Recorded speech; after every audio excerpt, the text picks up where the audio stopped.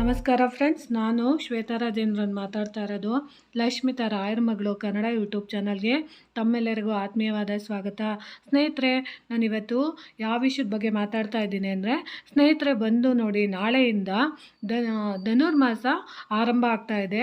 ಆ ಆರಂಭ ಆಗಿರೋವಂಥ ದಿನದಲ್ಲಿ ನಾವು ಮುಖ್ಯವಾಗಿ ಮಾಡಬೇಕಾಗಿರೋಂಥದ್ದು ಒಂದು ಚಿಕ್ಕ ತಂತ್ರನ ನಾನು ನಿಮಗೆ ಹೇಳ್ಕೊಡೋಕ್ಕೆ ಇಷ್ಟಪಡ್ತೀನಿ. ಯಾಕಂದರೆ ಸುಮಾರು ದಿನದಿಂದ ನನಗೆ ಸುಮಾರು ಹೆಣ್ಮಕ್ಳು ನನಗೆ ಸಾಲದ ಸಮಸ್ಯೆಯಲ್ಲಿದ್ದೀನಿ, ಮತ್ತು ನನಗೆ ಮನೆ ಕಡೆಯಿಂದ ಯಾರದೇ ಪ್ರೀತಿ ಸಿಗ್ತಾ ಇಲ್ಲ, ಮತ್ತು ನನ್ನ ಗಂಡ ನನಗೆ ಕೈಗೆ ₹1 ದುಡ್ದು ಸಹದು ₹1 ಸಹ ನನಗೆ ದುಡ್ಡು ಕೊಡ್ತಾ ಇರಲ್ಲ, ಮತ್ತು ನನಗೆ ಯಾವುದೇ ರೀತಿ ಪ್ರೀತಿ ತೋರಿಸಲ್ಲ, ಮತ್ತು ನಮ್ಮ ಮನೇಲಿ ನಮ್ಮ ಕುಟುಂಬದಲ್ಲಿ ಯಾರು ನನಗೆ ಪ್ರೀತಿಯಿಂದ ನೋಡ್ಕೊಳ್ಳೋದಿಲ್ಲ, ಮತ್ತು ನಾನು ಎಲ್ಲೇ ಕೆಲಸ ಮಾಡೋಕ್ಕೆ ಹೋದ್ರೂ ನನಗೆ ಕೆಲಸ ಸಿಗ್ತಾ ಇಲ್ಲ, ಆಮೇಲೆ ಮದುವೆ ಆಗ್ತಾ ಇಲ್ಲ, ಆಮೇಲೆ ನನಗೆ ಏನು ಮಾಡಿದ್ರೂ ಆರೋಗ್ಯ ಸಮಸ್ಯೆ ಅನ್ನೋದು ತುಂಬ ಕಾಡ್ತಾ ಇದೆ.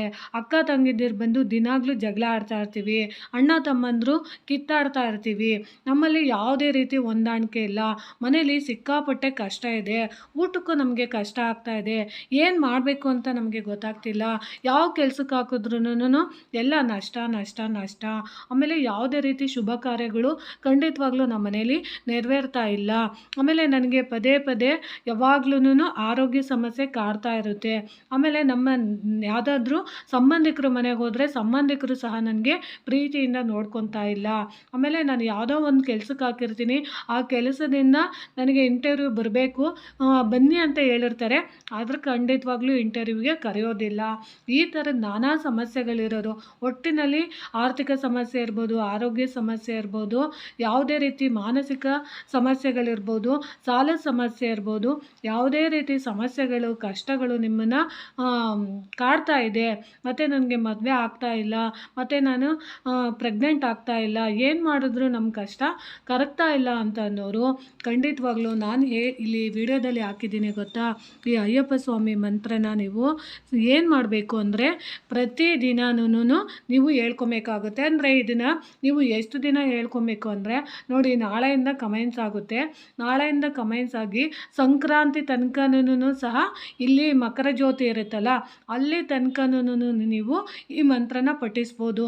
ಅಂದರೆ ಅಷ್ಟು ದಿನ ಮಾಡ್ತೀನಿ ಅನ್ನೋರು ಖಂಡಿತವಾಗ್ಲೂ ಅಷ್ಟು ದಿನ ಮಾಡ್ಬೋದು, ಇಲ್ಲ ನಮ್ಮ ಕೈಯಲ್ಲಿ ಇಷ್ಟೇ ದಿನ ಮಾಡೋಕ್ಕಾಗುತ್ತೆ ಅನ್ನೋರು ನಿಮ್ಮ ಇಷ್ಟ, ಒಂದು 11 ದಿನ ಮಾಡ್ಬೋದು, ಇಲ್ಲ ಒಂದು 9 ದಿನ ಮಾಡ್ಬೋದು, ಇಲ್ಲ ಅಂದರೆ ಒಂದು 21 ದಿನ ಮಾಡ್ಬೋದು. ನಿಮಗೆ ಎಷ್ಟು ದಿನ ಅನುಕೂಲ ಆಗುತ್ತೋ ಅಷ್ಟು ದಿನ ನೀವು ಏನು ಮಾಡಬೇಕು ಅಂದರೆ ಬ್ರಾಹ್ಮಿ ಮುಹೂರ್ತದಲ್ಲಿ ಎದ್ದು, ನಿಮಗೆ ಬ್ರಾಹ್ಮಿ ಮುಹೂರ್ತದಲ್ಲಿ ಅಂದರೆ ಈಗಿನ ಧನುರ್ಮಾಸದಲ್ಲಿ ಮುಖ್ಯವಾಗಿ ಅಯ್ಯಪ್ಪ ಟೆಂಪಲ್ಲು ಎಲ್ಲ ಸಮಯದಲ್ಲೂ ತೆಗ್ದಿರಲ್ಲ, ನಿಮಗೆ ಗೊತ್ತಿರುತ್ತೆ. ಈ ಸಮಯದಲ್ಲಿ ಧನುರ್ಮಾಸ ಟೈಮಲ್ಲಿ ಖಂಡಿತವಾಗ್ಲೂ ಅಯ್ಯಪ್ಪ ಸ್ವಾಮಿ ದೇವಸ್ಥಾನಗಳು ಬಾಗಿಲು ತೆಗ್ದಿರುತ್ತೆ. ಅದಕ್ಕೋಸ್ಕರ ನಾವು ಈ ಅನುಷ್ಠಾನನ ಈ ಟೈಮಲ್ಲಿ ನಾವು ಮಾಡೋದ್ರಿಂದ ನಮ್ಮ ಕಷ್ಟಗಳು ಎಂಥದ್ದೇ ಕಷ್ಟಗಳಿರಲಿ ಆ ಕಷ್ಟಗಳು ಮಂಜಿನಂತೆ ಕರಗಿ ನಮಗೆ ಶುಭ ಕೊಡುತ್ತೆ, ಮತ್ತು ನಮ್ಮ ಜೀವನದಲ್ಲಿ ಸಂತೋಷ ಸಡಗರ ಕೊಡೋಕ್ಕೆ ಇದು ದಾರಿ ಮಾಡಿಕೊಡುತ್ತೆ. ಯಾಕಂದರೆ ಈಗಿನ ಕಾಲದಲ್ಲಿ ಅಯ್ಯಪ್ಪನ ದೇವಸ್ಥಾನಗಳು ಸಾಮಾನ್ಯವಾಗಿ ಹೆಣ್ಮಕ್ಳು ಮಾಡೋಂಗಿರಲ್ಲ, ಆದರೆ ಅಯ್ಯಪ್ಪ ಸ್ವಾಮಿನ ನಾವು ಪೂಜೆ ಮಾಡೋದ್ರಿಂದ ಖಂಡಿತವಾಗ್ಲೂ ನಮಗೂ ಒಳ್ಳೆಯದಾಗುತ್ತೆ. ಅಂದರೆ ನಾವು ಮಂತ್ರಾಲಯ ಇವಾಗ ನಾವು ಅಯ್ಯಪ್ಪ ಸ್ವಾಮಿಗೆ ಮಾಲೆ ಎಲ್ಲ ಹಾಕ್ಕೊಂಡು ನಾವು ಪೂಜೆ ಪುನಸ್ಕಾರಗಳನ್ನ ನಾವು ಹೆಣ್ಮಕ್ಳು ಮಾಡೋಕ್ಕಾಗೋದಿಲ್ಲ.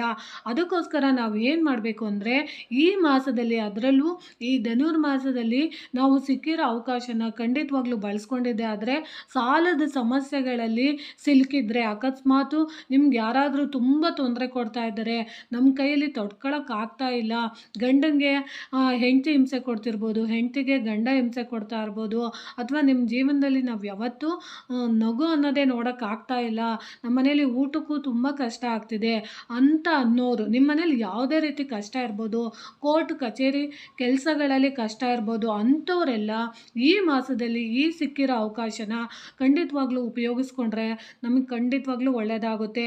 ಅದರಲ್ಲೂ ನೀವು ಬ್ರಾಹ್ಮಿ ಮುಹೂರ್ತದಲ್ಲಿ ಎದ್ದು ಸ್ನಾನ ಮಾಡಿ ಈ ಪೂಜೆನ ಮಾಡೋ ಅಂಥವ್ರು ಮಾಡ್ಬೋದು. ಇಲ್ಲ ಅಂದರೆ ಖಂಡಿತವಾಗ್ಲೂ ಮಿನಿಮಮ್ ಏನಿಲ್ಲ ಅಂದ್ರೂ ಒಂದು 8 ಗಂಟೆ ಒಳಗಡೆ, ಇಲ್ಲ 10 ಗಂಟೆ ಒಳಗಡೆ, ಇಲ್ಲ ಅಂದರೆ ಮಧ್ಯಾಹ್ನದ ಒಳಗಡೆ ನೀವು ಈ ಪೂಜೆನ ಮಾಡ್ಕೊಬೋದು. ಯಾಕೆ ಮಧ್ಯಾಹ್ನದ ಒಳಗಡೆ ಅಂತ ಹೇಳ್ತಿದ್ದೀನಿ ಅಂದರೆ, ಕೆಲವೊಬ್ಬರು ಕೆಲ್ಸಕ್ಕೆ ಹೋಗೋರು ಇರ್ತಾರೆ, ಅಂಥವ್ರು ಕೆಲ್ಸಕ್ಕೆ ಹೋಗೋ ಸಮಯದಲ್ಲೂ ಕೂಡ ಎಲ್ಲಾದರೂ ಸುತ್ತಮುತ್ತ ಅಯ್ಯಪ್ಪ ದೇವಸ್ಥಾನಗಳಿದ್ದರೆ ಆ ಅಯ್ಯಪ್ಪ ದೇವಸ್ಥಾನಕ್ಕೆ ಖಂಡಿತವಾಗ್ಲೂ ಹೋಗಲೇಬೇಕಾಗುತ್ತೆ.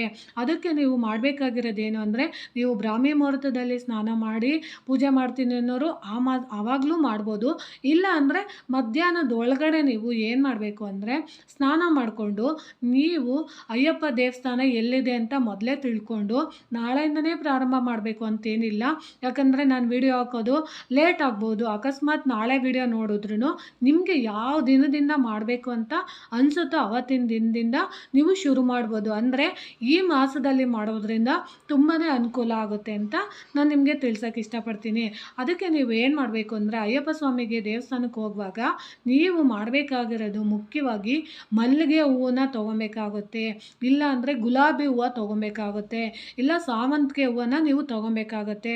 ಅಂದರೆ ನೀವು ಕೊಡೋವಂಥ ಹೂವು ಪರಿಮಳ ಬೀರ್ತಾ ಇರಬೇಕು. ಅಂದರೆ ಮಲ್ಲಿಗೆ ಹೂವು ತುಂಬ ಚೆನ್ನಾಗಿ ಆಗಿಬರುತ್ತೆ. ಅಂಥವ್ರು ಏನು ಮಾಡಬೇಕು ಅಂದರೆ, ಮಲ್ಲಿಗೆ ಹೂವು ಅಥವಾ ಸಾವಂತಿಗೆ ಹೂವು, ಗುಲಾಬಿ ಹೂವನ್ನ ನೀವು ತಂದಾಗ ಅಂಥದನ್ನು ನೀವೇ ನಿಮ್ಮ ಕೈಯಾರೆ ಅದನ್ನು ಹಾರವಾಗಿ ಪೋಣಿಸ್ಬೇಕಾಗತ್ತೆ. ಅಂದರೆ ನಿಮ್ಮ ಕೈಯಲ್ಲಿ ಎಷ್ಟು ಸಾಧ್ಯ ಆಗುತ್ತೋ ಅಷ್ಟನ್ನು ನೀವು ಚಿಕ್ಕದೊಂದು ಮಾಲೆ ಮಾಡಿಬಿಟ್ಟು ಆ ಮಾಲೆನ ನೀವು ಕೈಯಲ್ಲಿ ಹಿಡ್ಕೊಂಡು ನಾನು ಕೊಟ್ಟಿರೋಂಥ ಈ ಮಂತ್ರನ ನೀವು ಒಂದು ಸರಿ ಹೇಳ್ಕೊಂಡ್ರೆ ಸಾಕು. ಸಂಪೂರ್ಣವಾಗಿ ಈ ಮಂತ್ರನ ನೀವು ಒಂದು ಸರಿ ನೀವು ಹೇಳ್ಕೊಂಡು ಎಡಗೈಯಲ್ಲಿ ನೀವು ಹೂವನ್ನ ಇಟ್ಕೊಂಡು ಬಲಗೈಯಲ್ಲಿ ಆ ಹೂವನ್ನ ಮುಟ್ತಾ ನೀವು ಈ ಮಂತ್ರನ ನೀವು ಹೇಳ್ಕೊಂಡು ಆಮೇಲೆ ನೀವು ಸಂಕಲ್ಪ ಮಾಡ್ಕೊಬೇಕಾಗುತ್ತೆ. ಸಂಕಲ್ಪ ಮಾಡುವಾಗ ನಿಮ್ಮ ಗೋತ್ರ, ನಕ್ಷತ್ರ, ನಿಮ್ಮ ಮನೆ ದೇವರು, ಕುಲದೇವರು, ಮತ್ತು ನಿಮ್ಮ ಇಷ್ಟ ದೇವರು, ಗ್ರಾಮ ದೇವರು, ನಿಮ್ಮ ಸಮಸ್ಯೆಗಳು ಏನೇನಿದೆ ಪ್ರತಿಯೊಂದನ್ನು ನೀವು ಆ ಹೂವನ್ನ ಇಟ್ಕೊಂಡು ನೀವು ಸಂಕಲ್ಪ ಮಾಡುವಾಗ ನಿಮ್ಮ ಗೋತ್ರ, ನಕ್ಷತ್ರ, ನಿಮ್ಮ ಮನೆ ದೇವರು, ಕುಲದೇವರು, ಮತ್ತು ನಿಮ್ಮ ಇಷ್ಟ ದೇವರು, ಗ್ರಾಮ ದೇವರು, ನಿಮ್ಮ ಸಮಸ್ಯೆಗಳು ಏನೇನಿದೆ ಪ್ರತಿಯೊಂದನ್ನು ನೀವು ಆ ಹೂವನ್ನ ಇಟ್ಕೊಂಡು ನೀವು ಸಂಕಲ್ಪ ಮಾಡಿಕೊಂಡು ಹೇಳ್ಕೊಂಡು ಈ ಮಂತ್ರನ ನೀವು ಒಂದು ಸರಿ ನೀವು ಹೇಳ್ಕೊಂಬಿಟ್ಟು ಎಲ್ಲಿ ಅಯ್ಯಪ್ಪ ದೇವಸ್ಥಾನ ಇದೆಯೋ ಅಲ್ಲಿಗೆ ನೀವು ತಗೊಂಡೋಗಿ ಆ ಮಾಲೆನ ನೀವೇ ನಿಮ್ಮ ಕೈಯಾರೆ ಕಟ್ಟಬೇಕು. ಈಗ ಯಾರು ಯಾವ ಕಷ್ಟಕ್ಕೆ ಮಾಡ್ತಾ ಇದ್ದೀರಾ ಅಂಥವ್ರು ಈ ಸ್ತೋತ್ರನ ನೀವೇ ಹೇಳಿ ನೀವೇ ಹೂವನ್ನ ಪೋಣಿಸಿ ಅದನ್ನು ನೀವು ತಗೊಂಡೋಗಿ ಅಯ್ಯಪ್ಪ ಸ್ವಾಮಿಗೆ ನೀವು ಕೊಡೋದ್ರಿಂದ ಖಂಡಿತವಾಗ್ಲೂ ಹೇಳ್ತೀನಿ, ನಿಜವಾಗ್ಲೂ ನೀವು ಇದೊಂದು ಪ್ರಯತ್ನ ಪಟ್ಟು ನೋಡಿ. ಇಲ್ಲೇನು ನೀವು ದುಡ್ಡು ಜಾಸ್ತಿ ಖರ್ಚು ಮಾಡಬೇಕಾಗಿಲ್ಲ, ಅಥವಾ ಸಮಯ ನಿಮಗೆ ಅಂತ ನೀವು ಹೋಗ್ತಾ ಇರ್ತೀರ, ಕೆಲ್ಸಕ್ಕೆ ಹೋಗೋ ಅಂಥ ಸಂದರ್ಭದಲ್ಲಿ ಒಂದು ಅರ್ಧ ಗಂಟೆ ಮುಂಚೆ ಹೋಗ್ಬಿಟ್ಟು ಎಲ್ಲಿ ಅಯ್ಯಪ್ಪ ದೇವಸ್ಥಾನ ಇರುತ್ತೋ ಅಲ್ಲಿ ನೀವು ಈ ಹೂವನ್ನ ಕೊಟ್ಟು ನಿಮ್ಮ ಮನಸ್ಸಿನ ಇಷ್ಟಾರ್ಥಗಳನ್ನ ಹೇಳ್ಕೊಂಡು ಬರೋದ್ರಿಂದ ಖಂಡಿತವಾಗ್ಲೂ ನಿಮ್ಮ ಕಷ್ಟಗಳೆಲ್ಲ ಕರಗೋಗುತ್ತೆ ಅಂತ ನಾನು ಹೇಳೋಕ್ಕೆ ಇಷ್ಟಪಡ್ತೀನಿ. ಅದರಲ್ಲೂ ಮುಖ್ಯವಾಗಿ ಗಂಡು ಮಕ್ಕಳು ಸಹ ಮಾಡ್ಬೋದು, ಹೆಣ್ಮಕ್ಳು ಸಹ ಮಾಡ್ಬೋದು. ಮದುವೆ ಆಗಿಲ್ಲದಂಥ ಅವಿವಾಹಿತ ಪುರುಷ ಮತ್ತು ಮಹಿಳೆ ಇವರು ಕೂಡ ಮಾಡ್ಬೋದು ಅಂತ ನಾನು ಹೇಳೋಕ್ಕೆ ಇಷ್ಟಪಡ್ತೀನಿ. ಆಮೇಲೆ ಮುಖ್ಯವಾಗಿ ಹೇಳ್ಬೇಕು ಅಂತಂದರೆ, ನನಗೆ ಹೇಳ್ತಾ ಇರ್ತೀರಲ್ವ ಎಷ್ಟೊಂದು ಜನ ನನಗೆ ಮದುವೆ ಆಗ್ತಿಲ್ಲ ಅನ್ನೋರು, ಖಂಡಿತವಾಗ್ಲೂ ಇದನ್ನು ನೀವು ಮಾಡಿ, ಖಂಡಿತವಾಗ್ಲೂ ತುಂಬ ಅನುಕೂಲ ಆಗುತ್ತೆ. ಆದಷ್ಟು ಬೇಗ ನಿಮಗೆ ಕಂಕಣ ಭಾಗ್ಯ ಅನ್ನೋದು ಕೂಡುತ್ತೆ, ಆರೋಗ್ಯ ಸಮಸ್ಯೆ ಅನ್ನೋದು ಬೇಗ ನಿವಾರಣೆ ಆಗುತ್ತೆ, ಸಾಲದ ಸಮಸ್ಯೆಯಿಂದ ವಿಮುಕ್ತಿ ಪಡಿತೀರ ನೀವು. ಆಮೇಲೆ ನಿಮಗೆ ಏನಾದ್ರೂ ಜೀವನದಲ್ಲಿ ನಿಮ್ಮ ಗುರಿ ಏನಾದರೂ ಇದ್ದರೆ ಆ ಗುರಿಗಳು ಮುಟ್ಟೋಕ್ಕೆ ಸಹಾಯ ಆಗುತ್ತೆ. ನಿಮ್ಗೆ ಒಳ್ಳೆ ಕೆಲಸ ಬೇಕು ಅಂತ ಅಂದರೆ ನನಗೆ ಈ ಥರದ್ದು ಕೆಲಸ ಬೇಕೇ ಬೇಕು ಅಂತ ನೀವು ಆಸೆ ಪಡ್ತಾ ಇರೋರು ಖಂಡಿತವಾಗ್ಲೂ ಈ ಥರದ್ದು ನೀವು ಹೂವನ್ನು ನಿಮ್ಮ ಕೈಯಾರೆ ನೀವು ಮಾಲೆ ಮಾಡಿ ಈ ಮಂತ್ರನ ಒಂದು ಸರಿ ನೀವು ಹೇಳಿ, ಅಕಸ್ಮಾತ್ ನಮಗಿಲ್ಲ ಜಾಸ್ತಿ ಸಮಯ ಇದೆ ಅನ್ನೋರು ಒಂದು 11 ಸಾರಿ ಈ ಮಂತ್ರನ ನೀವು ಹೇಳಿ ಅಯ್ಯಪ್ಪ ದೇವರಿಗೆ ನೀವು ಕೊಡ್ಬೋದು. ಅಕಸ್ಮಾತು ನೀವು ರಜಾ ಆದರೆ ಅಂತ ಅಂದ್ಕೊಳ್ಳಿ, ಅಂದರೆ ಡೇಟ್ ಆದಾಗ ನೀವೇನು ಮಾಡ್ಬೋದು, ಪೋಸ್ಟ್‌ಪೋನ್ ಮಾಡ್ಕೊಬೋದು. ಅಂದರೆ ನೀವು ಮುಂದಕ್ಕೆ ಹಾಕ್ಬೋದು. ಸರಿನಾ ಫ್ರೆಂಡ್ಸ್? ನಾನು ಹೇಳೋಕ್ಕೆ ಇಷ್ಟಪಡ್ತೀನಿ. ಆಮೇಲೆ ನೀವು ಏನು ಮಾಡಬೇಕು ಅಂದರೆ ಸಾಧ್ಯವಾದಷ್ಟುನು ಇದನ್ನು ನೀವು ಮಾಡುವಾಗ ನಾನ್ ವೆಜ್ ಮಾತ್ರ ಸ್ವಲ್ಪ ತಿನ್ನಬೇಡಿ. ಯಾಕಂದರೆ ಅಯ್ಯಪ್ಪ ಸ್ವಾಮಿ ತುಂಬ ಮೈಲ್ಗೆಯಿಂದ ಇರಬೇಕಾಗುತ್ತೆ. ಅಕಸ್ಮಾತ್ ನೀವು ಅನ್ಬೋದು ಹೆಣ್ಮಕ್ಳಾಗಿರೋದ್ರಿಂದ ನಾವು ಇದನ್ನು ಮಾಡ್ಬೋದಾ ಅಂತ ಎಷ್ಟೊಂದು ಜನ ಕೇಳ್ತಿರ್ತೀರ. ಖಂಡಿತವಾಗ್ಲೂ ಹೆಣ್ಮಕ್ಳು ಮಾಡ್ಬೋದು.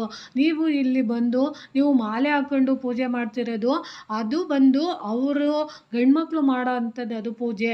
ಇಲ್ಲಿ ಹೆಣ್ಮಕ್ಳು ಮಾಡಬೇಕಾಗಿರೋದು ತಮ್ಮ ಕಷ್ಟಕ್ಕೆ ಪರಿಹಾರ ಆಗಬೇಕು ಅಂತ ಮಾಡ್ತಿರೋ ಪೂಜೆ ಆಗಿರೋದ್ರಿಂದ ಇಲ್ಲಿ ನಾವು ಮುಖ್ಯವಾಗಿ ಏನು ಮಾಡ್ಬೋದು ಅಂತಂದರೆ ಇಲ್ಲಿ ಯಾವುದೇ ರೀತಿ ಮಾಲೆ ಧಾರಣೆ ಮಾಡಿ ಮಾಡಬೇಕು ಅಂತ ಏನು ರೂಲ್ಸ್ ಇಲ್ಲ. ಯಾಕಂದರೆ ಅಯ್ಯಪ್ಪ ದೇವ್ರನ್ನ ನಾವು ಯಾಕೆ ಸ್ಮರಣೆ ಮಾಡಬೇಕು ಅಂದರೆ ತಾಯಿಗೆ ಯಾವ ರೀತಿ ಮಾತು ಕೊಟ್ಟಿರ್ತಾರೋ ನಿಮ್ಮ ಕಷ್ಟ ಸುಖದ ಜೊತೆ ನಾನು ಯಾವಾಗಲೂ ಜೊತೆ ಇರ್ತೀನಿ, ನಾನು ಅವ್ರಿಗೆ ಒಂದು ಟೈಮಲ್ಲಿ ಹುಲಿ ಹಾಲಿನ ಅಗತ್ಯ ಇದೆ ಅಂತ ಹೇಳ್ತಾರೆ. ಆವಾಗ ನನಗೆ ಹೊಟ್ಟೆ ನೋವು ಬರ್ತಾ ಇದೆ, ನನಗೆ ಹುಲಿ ಹಾಲಿಂದನೇ ಅದರಿಂದ ಔಷಧಿನ ನಾವು ಮಾಡಿಕೊಟ್ರೆ ಹುಷಾರಾಗ್ತಾರೆ ಅಂತ ಹೇಳಿರ್ತಾರೆ. ಆಗ ಅಯ್ಯಪ್ಪ ದೇವರು ಕಾಡಿಗೆ ಹೋಗಿ ಹುಲಿನ ಯಾವ ರೀತಿ ತಂದು ಅವ್ರ ಅಮ್ಮನ ಕಷ್ಟನ ನಿವಾರಣೆ ಮಾಡಬೇಕು ಅಂತ ಅವ್ರು ಎಷ್ಟು ಪ್ರಯತ್ನ ಪಟ್ಟಿರ್ತಾರೋ ಅದೇ ರೀತಿ ನಮ್ಮ ಕಷ್ಟಗಳು ಸಂಪೂರ್ಣವಾಗಿ ನಿವಾರಣೆ ಆಗೋಕ್ಕೋಸ್ಕರ ಅಯ್ಯಪ್ಪ ದೇವರು ನಮಗೆ ನಿಜವಾಗ್ಲೂ ಒಳ್ಳೆಯದನ್ನ ಮಾಡೋಕ್ಕೆ ಇಷ್ಟಪಡ್ತಾರೆ. ಅದಕ್ಕೋಸ್ಕರ ನೀವು ಸಾಧ್ಯವಾದಷ್ಟು ನೀವು ನಾನು ಹೇಳ್ತಾರ ನೀವು ಮಾಡಿ ಅಂತ ನಾನು ತಿಳ್ಸೋಕ್ಕೆ ಇಷ್ಟಪಡ್ತೀನಿ. ನಾನ್ ವೆಜ್ ಮಾತ್ರ ತಿನ್ನೋಕೆ ಹೋಗಬೇಡಿ. ವೆಜ್ಜನ್ನ ನೀವು ತಿನ್ಬೋದು, ಅದು ಈರುಳ್ಳಿ ಬೆಳ್ಳುಳ್ಳಿ ಹಾಕಿರೋದು ತಿನ್ಬೋದಾ, ಆ ಥರದ್ದೆಲ್ಲ ನೀವು ಮಾಮೂಲಿ ಊಟ ಮಾಡ್ಬೋದು. ಮಾಮೂಲಿ ಏನು ಖರ್ಚು ಮಾಡಬೇಕಿಲ್ಲ. ಮಾಮೂಲಿ ಸ್ನಾನ ಮಾಡೋದು, ಸ್ನಾನ ಮಾಡಿದ ನಂತರ ಹೂವು ತರಬೇಕು. ಹೂವನ್ನ ನೀವೇ ಮಾಲೆ ಕಟ್ಟಿ ಅದನ್ನು ತಗೊಂಡೋಗಿ ಅಯ್ಯಪ್ಪ ದೇವರಿಗೆ ಸ್ತೋತ್ರ ಹೇಳಿ ಕೊಡೋದು. ತುಂಬ ಸರಳವಾದದ್ದು, ಆದರೆ ತುಂಬ ಅನುಕೂಲ ಮಾಡಿಕೊಡುತ್ತೆ ಅಂತ ನಾನು ತಿಳ್ಸೋಕ್ಕೆ ಇಷ್ಟಪಡ್ತೀನಿ. ಆಮೇಲೆ ಏನು ಮಾಡಬೇಕು ಅಂದರೆ ಸಾಧ್ಯವಾದಷ್ಟು ನೀವು ಈ ಮಂತ್ರಗಳನ್ನ ಹೇಳುವಾಗ ಯಾರು ಯಾವತ್ತೂ ಬೇರೆಯವರು ಇವಾಗ ಊಟ ಎಲ್ಲ ಶೇರ್ ಮಾಡ್ತಾ ಇರ್ತೀರ ಅಂಥ ಟೈಮ್ಗಳಲ್ಲಿ ಈ ಮಂತ್ರನ ನೀವು ಪಠಿಸೋ ಅಂಥವ್ರು ಒಂದು 11 ದಿನ ಪಠಿಸ್ತೀನಿ ಅಂತ ಅನ್ನೋರು ಅಥವಾ ಒಂದು 9 ದಿನ 21 ದಿನ ಪಠಿಸ್ತೀನಿ ಅನ್ನೋರು ಆ ದಿನಗಳಲ್ಲಿ ಮಾತ್ರ ನೀವು ಗೀಟನ ಏನಾದರೂ ಶೇರ್ ಮಾಡ್ತೀರ ಅಂದರೆ ಯಾರದೇ ಆಗಲಿ ಊಟಗಳನ್ನ ಶೇರ್ ಮಾಡಿಕೊಂಡು ಎಂಜಲುಗಳನ್ನ ತಿಂದು ಇದನ್ನು ಮಾಡೋಕ್ಕೆ ಹೋಗ್ಬಿಡಿ. ಯಾಕಂದರೆ ನೀವು ಎಂಜಲು ತಿಂದು ಈ ಮಂತ್ರಗಳನ್ನ ನೀವು ಹೇಳೋದ್ರಿಂದ ಅದು ನಿಮಗೆ ಶಾಪವಾಗ್ಬೋದು. ಆ ಟೈಮಲ್ಲಿ ನೀವೇನು ಮಾಡಿ ಅಂದರೆ ದಯವಿಟ್ಟು ಒಂದು 11 ದಿನ ಯಾವುದೇ ರೀತಿ ಎಂಜಲು ಎಲ್ಲ ತಿನ್ನೋಕ್ಕೆ ಹೋಗಬೇಡಿ ಅಂತ ನಾನು ಹೇಳೋಕ್ಕೆ ಇಷ್ಟಪಡ್ತೀನಿ. ಯಾಕಂದರೆ ನನಗೆ ಹೇಳ್ದವರು ಇದೇ ಥರನೇ. ಯಾಕಂದರೆ ಎಂಜಲು ನಾವು ಏನಾದರೂ ಹೇಳಿ ಮಂತ್ರಗಳನ್ನ ನಾವು ಹೇಳೋದ್ರಿಂದ ಅದು ಸಂಪೂರ್ಣವಾಗಿ ಸಿದ್ಧಿ ಆಗೋದಿಲ್ಲ ಅಂತ ಹೇಳಿದ್ದಾರೆ. ಅದಕ್ಕೋಸ್ಕರ ನನಗೆ ಗೊತ್ತಿರೋಷ್ಟು ನಾನು ನಿಮಗೆ ತಿಳಿಸ್ಕೊಡ್ತಿದ್ದೀನಿ. ನೋಡಿ, ನೀವು ಸಾಧ್ಯವಾದಷ್ಟು ನಾಳೆಯಿಂದನೇ ಪ್ರಾರಂಭ ಮಾಡಿ. ಅದರಲ್ಲೂ ನೀವು 1 ತಿಂಗಳು ಮಾಡ್ತೀನಿ ಅಂದರೆ 1 ತಿಂಗಳು ಮಾಡ್ಬೋದು, ಇಲ್ಲ 9 ದಿನ 11 ದಿನ ನಿಮಗೆ ಎಷ್ಟು ದಿನ ಮಾಡಬೇಕಾಗುತ್ತೋ ಅಷ್ಟು ದಿನ ಮಾಡ್ಬೋದು. ಅಕಸ್ಮಾತ್ ನಿಮ್ಮ ಊರಲ್ಲಿ ಅಥವಾ ನಿಮ್ಮ ಮನೆ ಸುತ್ತಮುತ್ತ ಅಯ್ಯಪ್ಪ ಟೆಂಪಲ್ ಇಲ್ಲ ಅಂದರೆ ಯಾರಾದರೂ ಅಯ್ಯಪ್ಪ ಸ್ವಾಮಿಗೆ ಅಂತ ದೇವಸ್ಥಾನಗಳಲ್ಲಿ ಫೋಟೋ ಇಟ್ಟು ಪೂಜೆ ಮಾಡ್ತಾ ಇರ್ತಾರೆ.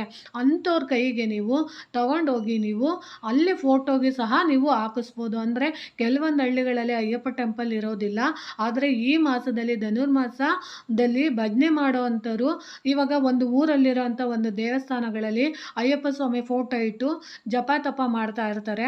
ಅಲ್ಲಿ ಹೋಗಿ ನೀವು ಅಂದ್ಕೊಂಡಿರೋ ಅಂಥದ್ದನ್ನ ಮಾಲೆ ಮಾಡಿಬಿಟ್ಟು ಅಯ್ಯಪ್ಪ ದೇವ್ರದ್ದು ಫೋಟೋ ಇರುತ್ತಲ್ಲ ಆ ಫೋಟೋಗೆ ಹಾಕ್ಸೋದ್ರಿಂದನೂ ನಿಮ್ಮ ಇಷ್ಟಾರ್ಥಗಳು ನೆರವೇರುತ್ತೆ ಅಂತ ನಾನು ಹೇಳೋಕ್ಕೆ ಇಷ್ಟಪಡ್ತೀನಿ.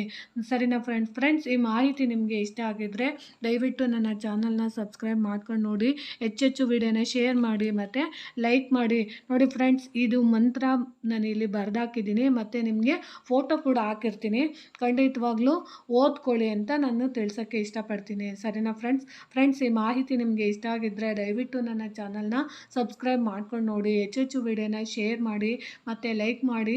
ಹೊಸದಾಗಿ ಯಾರಾದರೂ ನನ್ನ ಚಾನಲ್ ನೋಡ್ತಿದ್ರೆ ದಯವಿಟ್ಟು ಸಬ್ಸ್ಕ್ರೈಬ್ ಮಾಡ್ಕೊಂಡು ನೋಡಿ ಅಂತ ತಿಳಿಸೋಕ್ಕೆ ಇಷ್ಟಪಡ್ತೀನಿ. ಧನ್ಯವಾದಗಳು ಫ್ರೆಂಡ್ಸ್.